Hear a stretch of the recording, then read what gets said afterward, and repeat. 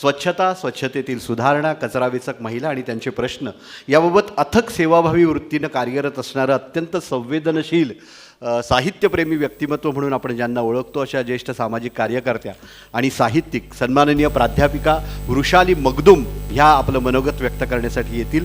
तत्पूर्वी सन्माननीय उपाध्यक्ष डॉक्टर सुधीर पानसे सरांना विनंती आहे की त्यांनी कृपया मंचावर यावं आणि प्राध्यापिका वृषाली मगदुम यांना सन्मानित करावं. आजच्या या अधिवेशनाच्या परिसंवादाच्या निमित्तानं महाविद्यालयीन काळापासून समाजसेवी वसा जपणाऱ्या प्राध्यापिका Vrushali Magdum zero waste slum model, मघाशी शून्य कचरा ही संकल्पना आदरणीय काळे सरांनी मांडली, तर नवी मुंबई महानगरपालिका क्षेत्रातील 5 झोपडपट्ट्यांमधला कचरा झोपडपट्ट्याबाहेर न येता त्याच ठिकाणी त्याचं संपूर्ण प्रक्रिया करण्यामध्ये त्यांचं अतिशय महत्त्वपूर्ण योगदान आहे.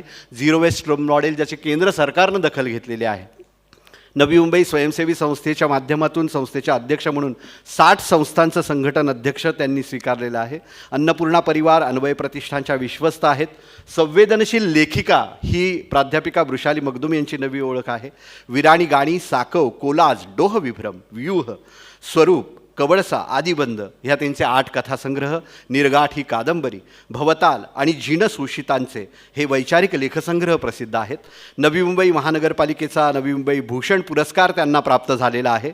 संत गाडगेबाबा महाराज स्वच्छता अभियानाचा पुरस्कार प्राप्त झालेला आहे. रयत शिक्षण संस्थेचा सौ सुमितबाई पाटील आदर्श शिक्षिका पुरस्कार, नवी मुंबई महानगरपालिकेनं क्रांतिज्योती सावित्रीबाई फुले पुरस्कार देऊन सन्मानित केलेला आहे. मानव विकास फाउंडेशननं त्यांच्या सामाजिक कार्यातील योगदानाबद्दल पुरस्कार दिलेला आहे. त्यांच्या पुरस्कारांची यादीच इतकी मोठी आहे की smile फाउंडेशनचा women icon of Navi Mumbai पुरस्कार आहे. वी नीड यू सोसायटीचा समाजवर्ती पुरस्कार आहे. राज्य शासनाचे सन्माननीय निवृत्त माहिती संचालक देवेंद्र भुजबळ साहेबांचीच काल फेसबुकवर पोस्ट होती की त्यांना अप्रतिम फाउंडेशननं नुकताच सेवाभावी गौरव पुरस्कार प्रदान करून सन्मानित केलेला आहे. आणि त्याहूनही महत्त्वाचं म्हणजे नुकत्याच त्या कोकण मराठी साहित्य परिषदेच्या मॉरिशसला जाऊन आलेले आहेत आणि नुकताच त्यांना साहित्य क्षेत्रातील मराठी ग्रंथसंग्रहालय ठाणेचा मानाचा राज्यस्तरीय श्रीस्थानक पुरस्कार मिळालेला आहे जीर्णशोषितांचं या त्यांच्या वैचारिक लेखसंग्रहासाठी. आणि त्याहूनही महत्त्वाचं म्हणजे आजच्या कार्यक्रमाच्या निमित्तानं जीर्णशोषितांच्या या पुरस्काराची मिळालेली जी रक्कम आहे ती त्यांनी पुन्हा एकवार आपल्या परिसर सखींनाच प्रदान केलेली आहे, ही या निमित्तानं विशेषत्वानं सांगावं असं वाटतं. प्राध्यापिका वृषाली मगदुम.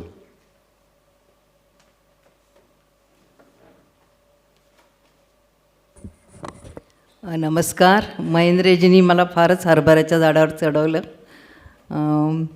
आज या मराठी विज्ञान अधिवेशनाच्या निमित्तानं आयोजित केलेल्या घनकचरा व्यवस्थापन या परिसंवादासाठी व्यासपीठावर उपस्थित असणारे आमचे दादा गुरु शरद काळे सर, घनकचरा व्यवस्थापनामधले उपायुक्त ज्यांचं गेली 23 वर्ष मी जेव्हा हे काम करते त्यामध्ये सातत्यानं पाठबळ देणारे, सहकार्य करणारे डॉक्टर बाबासाहेब राजाडे, माझी फार जुनी मैत्रीण पूनम हुद्दार, आज आम्ही एका व्यासपीठावर आहोत.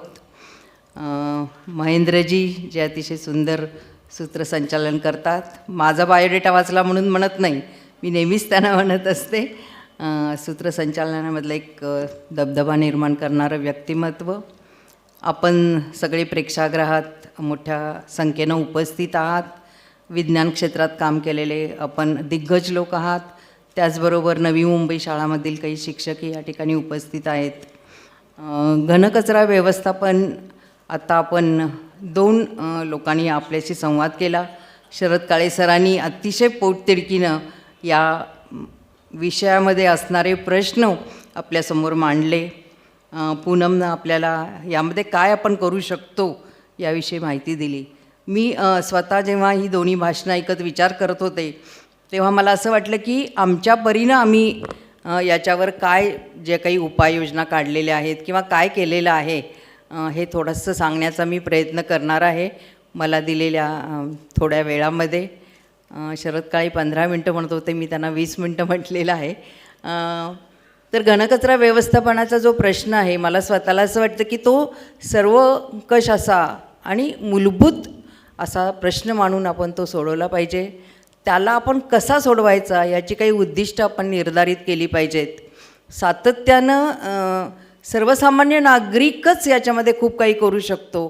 पण सातत्यानं आपण नागरिक असं म्हणत असतो की हा आमचा प्रश्न नाही, हा महापालिकेचा प्रश्न आहे. शिवाजी माझ्या घरात नको, शेजारच्या घरात होऊ दे.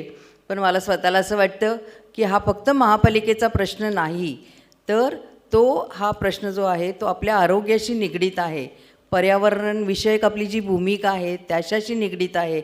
आपल्या ज्या दैनंदिन सवयी आहेत त्याच्याशी तर हा प्रश्न अतिशय निगडीत आहे. प्रदूषण जे आपण नियंत्रण करण्यासाठी अनेक उपाययोजना शोधतो किंवा आपला विकास होण्यासाठी आपणाला जे काही करायचं आहे, हे सगळे प्रश्न याच्याशी निगडीत आहेत. आणि शेवटचा, मगासपासून काळे सरांनी पण वारंवार उल्लेख केला कचरावेचक महिलेचा, तर एक सामाजिक न्यायाच्या अंगानं आपणाला घनकचरा व्यवस्थापनाचा प्रश्न सोडवावा लागेल असं मला स्वतःला वाटतं. खरं तर याच्याविषयीची नियमावली, याच्याविषयीच्या अनेक तरतुदी खूप वर्षापासून आहेत. अगदी 5 एप्रिल 2016ला आपलं केंद्रीय प्रदूषण जे हे आहे बोर्ड आहे त्यांनी काही नियमावली दिली होती आणि त्या नियमावलीमध्ये असं सांगितलं होतं की सुका आणि ओला कचरा वेगळा सोसायटीनं केला पाहिजे किंवा घरच्या लेवलला तो झाला पाहिजे. आणि मला आजही आठवतं की नवी मुंबई महापालिकेनं सर्व सोसायटींना त्यावेळी नोटीस बजावलेली होती. आणि ती नोटीस बजावल्यानंतर आजही मला आठवतं की त्या वर्षभरात मी जवळजवळ 70 सोसायटीमधून मीटिंग्ज घेतलेल्या होत्या आणि बहुतांशी ह्या मीटिंग्ज रविवारी असतात. आणि मग त्याच्यामध्ये जेव्हा जे सोसायटीचे कमिटी मेंबर्स असतात, आपल्याला सगळ्यांनाही अनुभव आहे, कधीही त्यांचं एकमत होत नाही. काही जण म्हणतात की आपणाला हे केलं पाहिजे, काही जण म्हणतात आम्ही का करायचं, महापालिकेनं केलं पाहिजे. काही जण म्हणतात मग ते युनिट आहे त्याचा खर्च कोण करणार, तो महापालिकेनं करावा. इवन आत्ता मगाशी उल्लेख झाला की टॅक्समध्ये तुम्ही आम्हाला काही कपात देणार आहात का, हा असे वारंवार प्रश्न विचारले जातात. आणि मग शेवटी घनकचरा व्यवस्थापन करण्यावर एकमत कधीही होत नाही.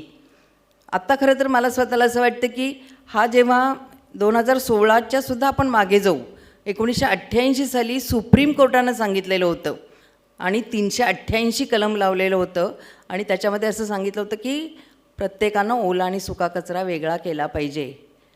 पण ते होत नाही असं निदर्शनास आल्यावर सुप्रीम कोर्टानं 471 कलम लावलं आणि असं सांगितलं की सुका आणि ओला कचरा सोसायटीनं करणं बंधनकारक आहे.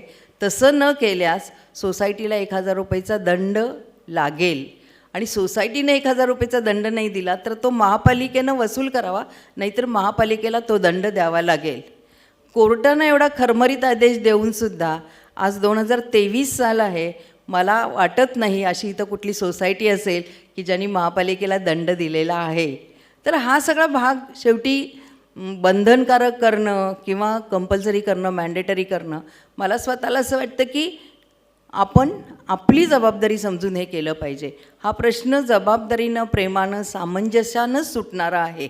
जसं आता पूनम म्हणाली, माझा कचरा माझी जबाबदारी, असं आज व्यक्ती असेल, सोसायटी असेल किंवा हॉटेल असेल, या सगळ्यांना असं वाटलं पाहिजे की ही माझी जबाबदारी आहे आणि तो प्रश्न मी सोडवला पाहिजे. आणि महापालिकेच्या माध्यमातून ह्याच्यामध्ये कचरा व्यवस्थापन बरंच काही होत असतं.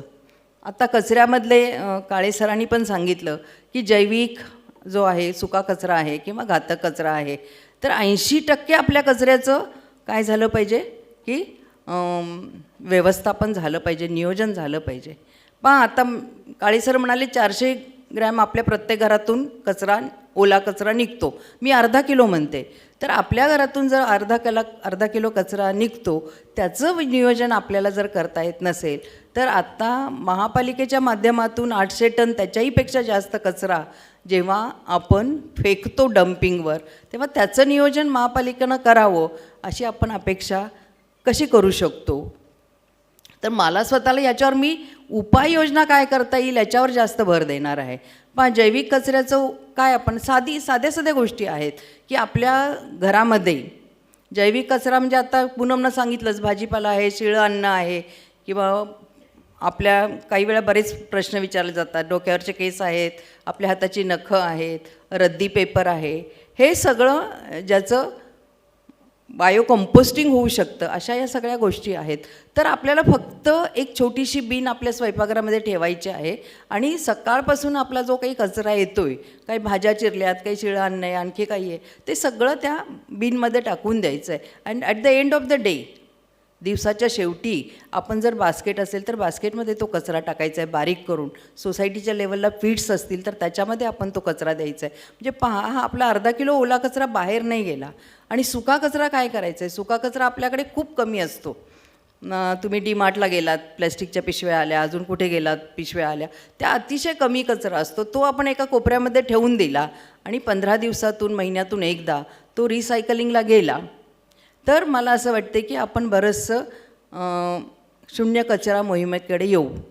लोकांसांगे ब्रह्मज्ञान, आपण कोरडे पाषाण, असं मला माझ्या स्वतःचा अनुभव आहे. गेली मी 23 वर्ष माझ्या घरामध्ये ओल्या कचऱ्याची मॅजिक बास्केट आहे.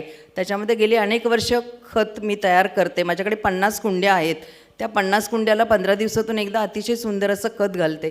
आणि सुका कचरा जो आहे की प्लॅस्टिक काही असेल जे बाहेरून येतं, तर नो टू प्लॅस्टिक आपण इतकं नाही करू शकत. तर त्या ज्या गोष्टी आहेत त्या रिसायकलिंगला आपण देऊ शकतो. आता हे सगळं जेव्हा आम्ही मॅजिक बास्केट, थोडंसं मी नंतर एक व्हिडिओ दाखवणार आहे की मॅजिक बास्केटमध्ये काय करायचं आहे तुम्हाला. आमच्या कचरावेचक महिलांनी ती बास्केट बनवलेली आहे. त्याच्यामध्ये जे कल्चर आहे 2 किलो, काळेसर ह्या ठिकाणी बसलेले आहेत, तर ते काळेसरांनी आम्हाला ते कल्चर बनवून दिलेलं आहे. ते कल्चर म्हणजे आपण जसं दह्याला विरजण लावतो तसं आहे ते. एकदा तुम्ही ते कल्चर वापरा, त्याच्यामध्ये तुमचा ओला कचरा टाकत राहा रोज. मग बास्केट भरते का? नाही बास्केट भरत. कारण जवळजवळ 90% तुमच्या कचऱ्यावर प्रोसेसिंग होतं. 100% जर तुमचा कचरा असेल, म्हणजे 100 किलो म्हणा उदाहरणार्थ, तर त्यातला 10 किलो कचरा तुमचं ते प्रोसेसिंग होऊन उरतो. आणि त्यामुळं आम्ही त्याला मॅजिक बास्केट म्हणतो. ती कधीही भरत नाही. आणि तुम्हाला जेव्हा हवा तेव्हा तुम्ही त्यातलं साईडचं खत काढून घेऊ शकता. अगदी आपले चहाची पूड असते ना, इतकं काळंभोर छान खत तयार होतं. मग त्याला वास येतो का, येतो का, अनेक प्रश्न आहेत. त्याचं थोडंसं मी व्हिडिओमध्ये उत्तर दिलेलं आहे. काळेसर तर नेहमी सांगतात की माझ्या डायनिंग टेबलवर मी माझी बास्केट ठेवलेली आहे, म्हणजे त्याला उत्तर म्हणून ते सांगतात. तर मला असं वाटते की हे होणं गरजेचं आहे. काही वेळा असं मग जेव्हा अशा प्रकारची भाषणं द्यायला जातो, आता हे आपलं ग्रुपमध्ये नाही आहे, तेव्हा महिला नेहमी म्हणतात की मला वेगळं करायला वेळच नाही, माझ्याकडे कामवाली आहे, ती का वेगळा करेल माझा कचरा. तर मी नेहमी त्याला ही उत्तर असं सांगते की तुम्हाला कचरा वेगळा नाही करायचा आहे, तुम्हाला ठेवतानाच तो वेगळा ठेवायचा आहे. स्वयंपाकघरातला कचरा तुमचा वेगळा फक्त किचनमध्ये असेल, जसं मगासपासून उल्लेख झाला की हे सगळं निसर्गातून जे येतं ते निसर्गाला परत जाऊ दे ना, आणि ते जाणं खूप आवश्यक आहे. मग सुका कचरा तुम्ही बाजूला ठेवा. आत्ता सगळ्यात ई वेस्ट, याच्यावर आपण खूप विचार करण्याची गरज आहे की ज्याचा आता उल्लेख नाही झाला. तर आपल्याकडे आज इलेक्ट्रॉनिक्स कचरा इतक्या मोठ्या प्रमाणावर आहे की सातत्यानं लॅपटॉप येत असतात, आपल्याकडे चार्जर्स आहेत आणि सतत बदलत असतो आपण. मोबाईल्स 2 वर्षाला बदलतो, मोबाईलचा चार्जर 6 महिन्याला बदलतो. इवन पूर्वी मी नेहमी म्हणते की रिमोट कंट्रोल सॉलिड असायचे, पण आता रिमोट कंट्रोल 3 महिन्याला 6 महिन्याला आपल्याला बदलायला लागतात. आणि जेव्हा तुम्ही रिमोट टी व्हीचा बदलता किंवा तुमच्या ह्याचा बदलता, वॉशिंग मशीनचा बदलता, किंवा तो मग त्यावेळी तुम्ही काय करता की डस्टबिनमध्ये टाकून देता. तो डस्टबिनमध्ये टाकल्यानंतर काय होतं, तो डम्पिंगला जातो. डम्पिंगला गेल्यानंतर त्याच्यामध्ये तो जेव्हा डम्पिंगच्या मातीमध्ये दबतो तेव्हा त्याच्यामध्ये घातक असे जे कॅडॅलियम बोरिलियम नावाचं एक घातक द्रव्य तयार होतं, आणि जे आपल्या आरोग्यासाठी अतिशय घातक आहे. म्हणजे कसं आहे ना की प्रदूषण रोखण्यासाठी आपण ह्या छोट्या छोट्या गोष्टी करण्याची खूप आवश्यकता आहे असं मला वाटतं. आणि याच्याही पुढचा भाग, आता मध्यमवर्गीय महिला की अशा ज्या काटकसरीचे काही प्रयोग करत असते, जसे दुधाच्या पिशव्या विकते, लसूण घेते, तसंच जेव्हा वायर घरामध्ये असते ती वायर ती कबाडेवाल्याला विकते. तिला वाटतं की ती वायर कबाडीवाल्याला विकली की तिला 4 पैसे त्यातून मिळतील. होतं काय, तिला 4 पैसे मिळतात, पण कबाडीवाला काय करतो, ती वायर जाळतो. आणि ती वायर जाळल्यानंतर त्याच्यामध्ये आज जे सिल्वर आहे, मेटल आहे, ते विकून त्याला 300 रुपये किलोनं ते विकतो. त्याला चांगली आमदनी होते. पण पहा, आता जेव्हा त्यालाही ते पैसे मिळतात, मध्यमवर्गीय गृहिणीला पैसे मिळतात, तेव्हा ती वायर जाळल्यानंतर त्याचा जो धूर परिसरामध्ये पसरलेला आहे त्याच्यामधून आज ब्रिदिंगचे प्रॉब्लेम वाढलेत, त्याच्यामधून आज कॅन्सरचं प्रमाण वाढलेलं आहे. म्हणजे काय किंमत मोजून आपण काय करतो या गोष्टीचा विचार करण्याची खूप गरज आहे. आज तर मग ई वेस्टवर काय उपाय आहे? आज नवी मुंबई महापालिकेनं सुद्धा वंडर्स पार्क आणि इतर ठिकाणी असे बीन्स ठेवलेले आहेत ई वेस्ट टाकायला, पण कोणीही आणून तिथे टाकत नाही. आम्ही तुमच्या दाराशी येऊन तुमचं ई वेस्ट घेऊ. सुभाष कुलकर्णींना माहिती आहे, बरेच वेळा आम्ही कलेक्ट केलेलं आहे त्यांच्याकडून. तर ई वेस्ट तुम्ही तुमच्या घरामध्ये ठेवा, ते शास्त्रोक्त पद्धतीनं सायंटिफिक वे डिस्पोजल झालंच पाहिजे. आपल्याला अतिशय सोयीचं आहे, नवी मुंबईमध्ये माप्याला इको फ्रेंडली नावाची कंपनी आहे, त्या कंपनीमध्ये तुम्ही ते ई वेस्ट द्या आणि ते काम आम्ही करतो. महाराष्ट्र पोल्युशन कंट्रोल बोर्डाचं सर्टिफिकेट पण सोसायटीनं आम्ही देतो. दरवर्षी मिलेनियम टॉवरमध्ये देवेंद्रजी या ठिकाणी बसलेले, जवळजवळ 7 ते 8 वर्ष झाली की आम्ही कॅम्प लावतो दिवाळीच्या आधी. आमच्या कचरावेचक महिला टेबल टाकतात आणि मग प्रत्येक घरामध्ये जाऊन सांगतात, कारण दिवाळीच्या आधी सगळ्यांना घरातलं नको असलेलं सामान काढायचं असतं. तुम्हाला आम्ही टेबल लावलेलं आहे, तुम्हाला काही ई वेस्ट आणून टाकायचं आहे. आणि संध्याकाळपर्यंत एक ट्रक भरेल इतकं ई वेस्ट गोळा होतं आणि मग ते सगळं ई वेस्ट आम्ही महापेच्या इको फ्रेंडली कंपनीला देतो. यातून संस्थेला काय फायदा? काही नाही.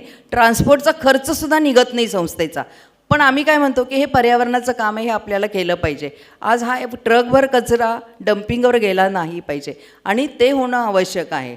आणि म्हणून मग ई वेस्ट मोठ्या प्रमाणावर आम्ही कॅम्पेन करतो, मोहिमा करतो. ई वेस्ट तुम्ही आम्हाला एक फोन करा, आम्ही तुमच्या घरी येऊन ई वेस्ट कलेक्ट करू, पण मोठ्या प्रमाणावर पाहिजे. तुमचं 200 किलो जेव्हा ई वेस्ट होईल तेव्हा आम्ही तुम्हाला महाराष्ट्र पोल्युशन कंट्रोल बोर्डाचं सर्टिफिकेट देऊ. कारण हे पण अनुभव आहेत. अगदी 500 ग्रॅम प्लॅस्टिक शिल्लक आहे, चला आमच्या घरी येऊन घेऊन जा. तो कॅल्क्युलेशन तुम्ही केलं पाहिजे.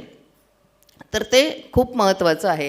प्रदूषण रोखण्याच्या दृष्टीनं ई वेस्टचं मला फक्त एकच उदाहरण की याच्या सगळ्यामध्ये खूप कडक कायदे आहेत.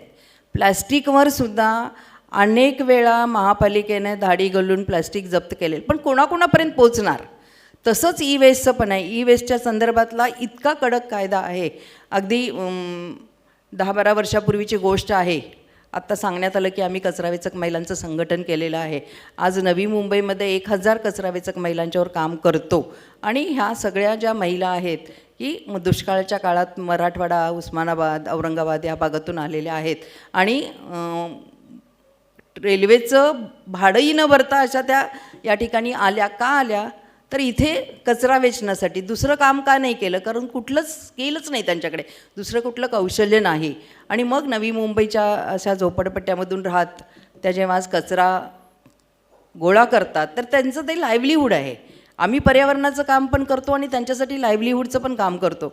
तर सांगायचं म्हणतात त्या रबाळेच्या महिलेनं काय केलं, तिनं वायर जाळली आणि ती विकली आणि मग पोलिसांनी तिला बरोबर पकडलं, आत तुरुंगामध्ये टाकलं. आमची कार्यकर्ती विजया दिवसभर पोलीस स्टेशनला बसून राहिली. मग मी पोलिसांना फोन केला तर त्यांनी मला भरपूर झापलं. ते म्हणाले, मॅडम चुकीच्या गोष्टी करायला तुम्ही कसे काय सांगता? कायदा आहे, तिला आत टाकणं आणि कायद्यानुसार कारवाई करावी लागेल असं बरंचसं सांगून झाल्यावर त्यांनी तिला सोडलं. त्याचा पुढचा भाग असा आहे, मी विजयाला म्हटलं की तू मला अशा गोष्टी करायला नको सांगत जाऊ. तर त्यावर ती म्हणाली की कालच नवी मुंबई म्युन्सिपलच्या वाशी हॉस्पिटलमध्ये तिच्या मुलीची डिलिव्हरी झाली आणि आज ती घरी तिला घेऊन आली तर तिला खायला द्यायला तिच्याकडे काही नाही. त्यामुळे तिनं ती वायर जाळली, विकली आणि त्यातनं तांदूळ आणून मुलीला भात करून खायला घातला. तर हा जो त्यातला मला सांगण्याचा भाग आहे की आज कचरावेचक महिला, काळेसाहेबांनी उल्लेख केला, मी अनेक वेळा डम्पिंगवर, दर शनिवार हा माझा डम्पिंगवर जाण्याचा वार असायचा. आजही माझे पाय आपोआप झोपडपट्टीमध्ये जेव्हा वळतात.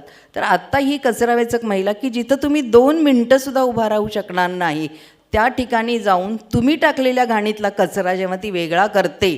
म्हणून मी जे सामाजिक अंगानं हा प्रश्न सोडवला पाहिजे जे वारंवार म्हणते, तर तोच सामाजिक न्याय आहे. ती महिला जेव्हा डम्पिंगला जाते, तुम्ही टाकलेल्या घाणीत हात घालते आणि तो कचरा जेव्हा वेगळा करते, तेव्हा जर तुम्ही शरद काळे सर म्हणतात तसं तुमच्या दाराशी तुम्ही वेगळा ठेवा, तिला वेगळा द्या आणि त्याची तिला जी मदत होईल म्हणजे तो डायरेक्ट तिला मिळेल. तिला खूप महापेसारख्या MIDC सारख्या भागामध्ये ती 10-10, 12-12 किलोमीटर रोज फिरते. पहाटे 4 वाजता या महिला कामाला सुरू करतात, ते संध्याकाळी 7-8, त्यांना वेळेचं गणितच नाही. तर सांगायचा मुद्दा की हा ई वेस्टवर पण आपण काम करणं गरजेचं आहे. प्लॅस्टिकवर पण बरंचसं सांगितलं. तर 2005ला जेव्हा मिठी नदी भरून व्हायला लागली आणि आपलं जे प्लॅस्टिकमुळं हाहाकार उडाला, पण आपण सगळ्या गोष्टी विसरून जातो. आपली मेमरी मला असं वाटते की खूप आजसुद्धा मोठ्या प्रमाणावर प्लॅस्टिकचा वापर केला जातो. जसं खारघरलाच नाही, काळे सर, आमच्याकडे नवी मुंबईमध्ये सुद्धा मी एकदा एका भाजीवाल्याला म्हटलं की का तू प्लॅस्टिकच्या पिशव्या देतोस. ती गृहिणी 5 पिशव्या घेऊन गेली, एकामध्ये बटाटे, एकामध्ये कांदे, एकामध्ये कोथिंबीर, एकामध्ये मेथी. तर तो म्हणाला की मी नाही दिलं तर ती बाई शेजारच्या भाजीवाल्याकडे जाईल, मी माझं नुकसान का करून घेऊ. तर आज फक्त ना या गोष्टी आपण जबाबदारीनं करत नाही. एका साडीमध्ये 12 पिशव्या होतात, एक छोटी घडी घालायची आहे. आज मला आवर्जून इथं सगळे शिक्षक जमलेले आहेत, त्यांना सांगायचं की प्लॅस्टिकच्या संदर्भात आम्ही खूप सोसायटीमध्ये जाऊन अवेअरनेस करतो, शाळांमधून जातो, हॉटेलमध्ये जातो, आमचा नंबर देतो, एका फोन कॉलवर तुम्ही बोला, तुमच्या दाराशी येऊन आम्ही प्लॅस्टिक घेऊ. आता ह्या सगळ्यासाठी हे प्लॅस्टिक ठेवतो कुठे आम्ही. तर मला राजेश नार्वेकर सर, आपले आयुक्त साहेब आणि राजाई साहेबांचं या संदर्भात उल्लेख करावा लागेल की महापालिकेनं आम्हाला 2 ठिकाणी आत्ता शेड दिलेले आहेत. हनुमाननगरला एक शेड आहे, अर्थात ती शेड बांधून दिली आहे रोटरी क्लबनं, आणि बेलापूरला एक मोठी शेड आहे. आत्ता हा सगळा प्लॅस्टिकचा माल जेव्हा रोजच्या रोज म्हणजे हे सगळं आम्ही पर्यावरणाचं काम करतो, ते मला सांगायचं आहे. आणि तुम्हाला वाटेल मी माझी जाहिरात नाही करत आहे, पण तुम्हाला बऱ्याच वेळा काय होतं की कुठे जायचं, माझ्या घरात प्लॅस्टिक आहे कुणाला द्यायचं, माझ्या घरात ई वेस्ट आहे कुणाला द्यायचं, हे जेव्हा आपल्याला प्रश्न होतात तर त्या प्रश्नाची उत्तरं मी तुम्हाला देते. तर आज हनुमाननगर आणि बेलापूरला जी महापालिकेच्या सहकार्याने आणि पाठिंब्यामुळं आम्हाला रोटरीनं शेड बांधून दिलेली आहे, कधीतरी तुम्ही तिथे व्हिजिट करा. आज एक 85 वर्षाची वानाबाई आणि 83 वर्षाची कमलताई, या दोघी दिवसभर बसून आम्ही जो प्लॅस्टिक गोळा करतो घराघरातून, हॉटेलमधून, सोसायटीमधून, त्याचं ते सेग्रिगेशन करतात आणि मग तो सेग्रिगेट केलेला प्लॅस्टिक सगळा रिसायकलिंगला जातो. आज दर महिन्याला आम्ही 10 टन प्लॅस्टिक जे आहे ते रिसायकलिंगसाठी पाठवतो. आणि इवन जेव्हा आपल्या कचरावेचक महिला काम करतात तेव्हा ट्रान्सपोर्टचा खर्च वाचतो, वाहतुकीचा. मी शरद काळे सरांचं सारखं शून्य कचरा होईल हे अजिबातच म्हणू शकत नाही, पण किमान जेव्हा 100% कचरा नवी मुंबईमध्ये होतो त्यातला 10% कचरा कमी करण्याचं काम तर महिला करतातच.